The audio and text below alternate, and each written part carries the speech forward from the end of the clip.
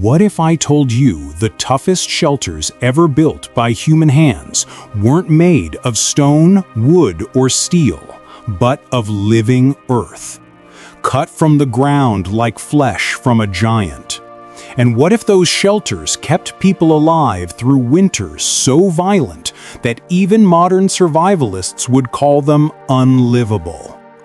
Today, we step inside the forgotten engineering of the North Atlantic Vikings, the people who learned to build houses so stormproof, so insulated, and so perfectly adapted to subarctic hell that many still stand after 1,000 years. But there is a secret behind these dwellings, a secret archaeologists are only now beginning to understand. They weren't just houses, they were machines built to survive an apocalypse that hadn't even happened yet. When the first Norse settlers stepped onto Icelandic soil around AD 870, they entered a world no saga had ever prepared them for. Winds didn't simply blow here, they screamed, slashing across the open landscape with a force that could peel skin. Volcanic ash drifted through the air like a permanent storm, coating clothing, tools, and lungs. And winter swallowed daylight whole. Days collapsed into a kind of dim twilight where even fire felt small. But the cruelest surprise came from what wasn't there. No forests, no timber stands, no towering trunks to carve into beams, walls, or rafters, the very materials that defined the Viking architectural soul. For a people raised on great wooden halls, arriving in Iceland was like dropping modern builders onto the surface of the moon and asking them to construct a skyscraper. Nothing behaved the way they expected. Nothing obeyed the rules they knew. Yet, the Vikings did not turn back. They would not let the land break them. So they watched the wind, they studied the ground, and slowly, piece by piece, they adapted. Not through force, but through a rare kind of humility. They let the land teach them how to survive. What the settlers eventually began to notice was so simple, so quiet, that it almost felt impossible they had overlooked it. The ground beneath their feet wasn't just soil, it wasn't mud, it was alive. A dense weave of roots, packed layers of organic matter, moisture locked between centuries of growth and decay. Icelandic turf was a natural composite built slowly by cold winds. It flexed, it breathed, it held warmth like a living skin. Archaeologists studying these layers today discovered something astonishing. In certain conditions, these ancient earthen walls can insulate as well as modern fiberglass. But a miracle material is useless without mastery. Turf houses were not crude huts thrown together in desperation. They were deliberate, methodical, almost surgical works of engineering. Builders began by carving the earth with long-handled spades. Each slice lifted from the ground became a block, thick, dense, and heavy, shaped into what the Norse called torf bricks. And look at how they stacked them, not randomly. They were arranged in interlocking patterns, often a herringbone weave. Each angle was chosen to distribute weight and prevent collapse. Layer after layer, the walls grew thicker. Some reached 6 feet across, massive fortifications of living earth. But beneath every turf wall, hidden from sight, lies the true genius of this design, the spine. A stone foundation, so deliberate and carefully arranged that archaeologists call it the skeleton of the house. Without this stone base, moisture from the ground would creep upward via capillary action, turning the walls into sludge. The stones acted as a capillary break, a passive drainage system engineered centuries before anyone used that term. Only after these walls stood firm did the builders introduce wood. But Iceland had no forests to cut, so settlers turned to one of the strangest supply chains in human history, the Arctic driftwood system. Huge logs, torn from Siberian and North American coasts, rode ocean currents for thousands of miles before washing up on Iceland's shores. Each log was precious treasure, reserved only for the skeleton of the home. Everything else, built from earth.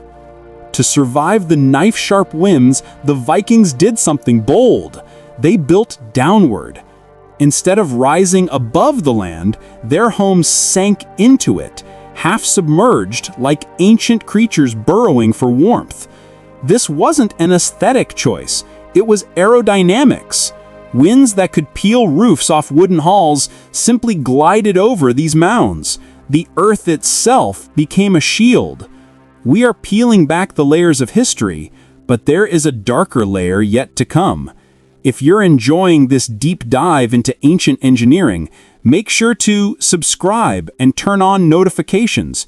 You don't want to miss what we uncover next. Inside these dark, insulated rooms, the hearth was the center of life, the single, unwavering pulse that kept an entire household alive. In a land where the cold outside could crack bone, the warmth inside these walls felt like being reborn. Here, life compressed into a single glowing center. But the hearth brought more than comfort. It brought a second, quieter threat. The very design that trapped heat, trapped smoke as well.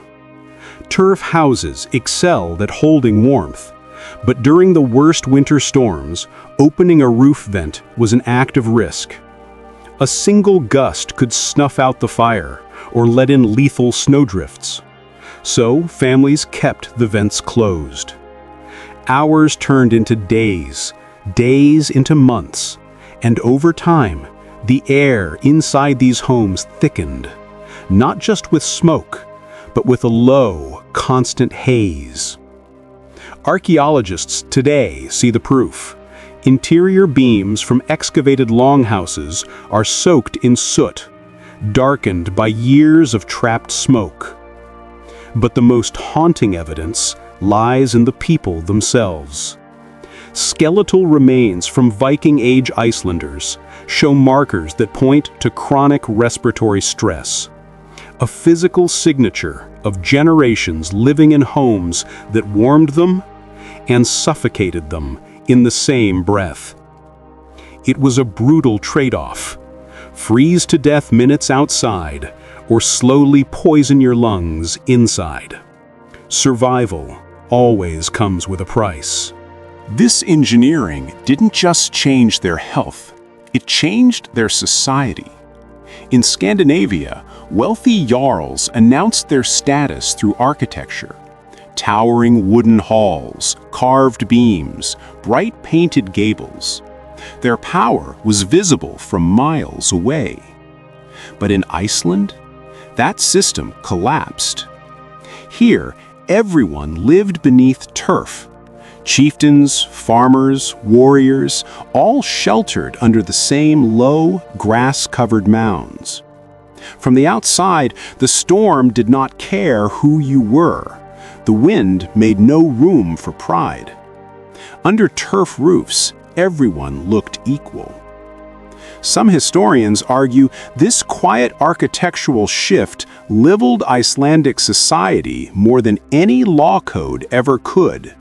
A democracy of necessity, built not by philosophy, but by climate.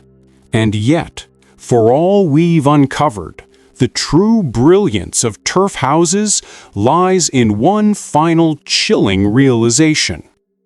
They were not built for the climate the Vikings lived in. They were built for the climate that was coming. By the late 1100s, the North Atlantic was drifting toward what we now call the Little Ice Age, a long, grinding period of colder winters and violent storms. Yet centuries before the cold fully arrived, Icelandic settlers were constructing homes that seemed prophetic. Deeply insulated, storm-resistant, half buried in the earth like animals bracing for a harder world. How did they know? Were they guided by ancestral memory? Or was it simply the oldest instinct our species possesses, the ability to survive by preparing for the worst? Whatever the reason, one truth endures. These were not just houses. They were proto-Earth ships, time capsules engineered to outlast a future no one had witnessed yet. And astonishingly, they did. When the world changes, whether by fire, ice, or time, it is always the people who listen to the land who last the longest. If you want to uncover more lost survival technologies of the ancient world, click here to watch our video on the underground cities of Cappadocia. And don't forget to subscribe. The past is not dead, it's only buried.